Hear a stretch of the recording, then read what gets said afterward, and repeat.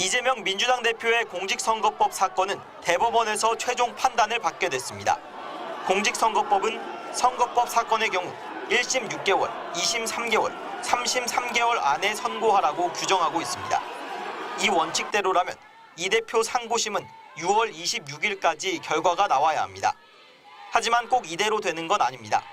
앞서 21대 총선에서 선거법으로 기소된 전현직 의원 13명의 사건을 살펴봤더니 항소심 선고부터 대법원 선고까지 평균 124일, 약 4개월이 걸렸습니다.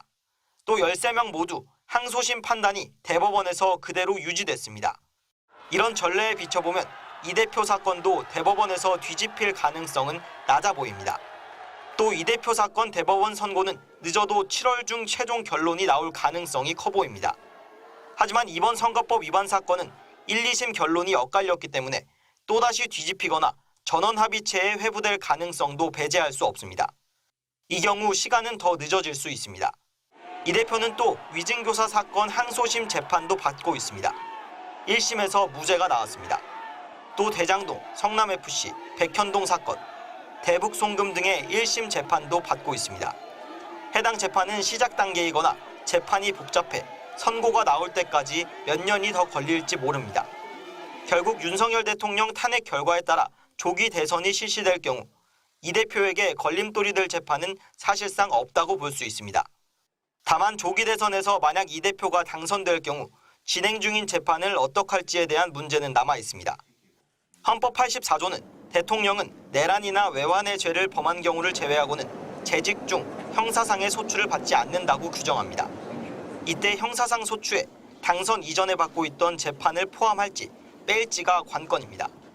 형사재판 피고인이 대통령에 당선된 전례가 없다 보니 법조계에선 재판이 중단된다, 기소는 안 되더라도 재판은 계속된다고 의견이 갈리고 있습니다. 이 대표는 재판까지 정지된다는 게 다수설이라고 주장하고 있습니다. 결국 대법원이 기준을 정해야 하는데 그 과정에서 논란이 불거질 가능성도 제기됩니다. MBC 뉴스 김상훈입니다. 법원이 더불어민주당 이재명 대표의 공직선거법 위반 사건에 대해 무죄를 선고했습니다. 1심 재판부의 징역 1년, 집행유예 2년 선고를 넉 달 만에 완전히 뒤집은 겁니다. 앞서 검찰은 이 대표가 지난 대선 당시 고 김문기 전 성남도시개발공사 처장 및 백현동 개발 문제 등에 대해 허위 사실을 공표했다며 이 대표를 기소했습니다. 그러나 서울고등법원 항소심 재판부는 관련한 이재명 대표의 발언 전체가 허위 사실 공표로 인정되지 않는다고 판단했습니다. 먼저 1심도 무죄로 판단했던 김문기 모른다 발언에 대해서는 단순히 시장 재직 시절 고인을 알았는지 인식을 묻는 질문에 대한 답으로 아무런 교유 행위를 하지 않았다는 부작위의 암시라고 볼 수 없다며 원심 판단을 유지했습니다.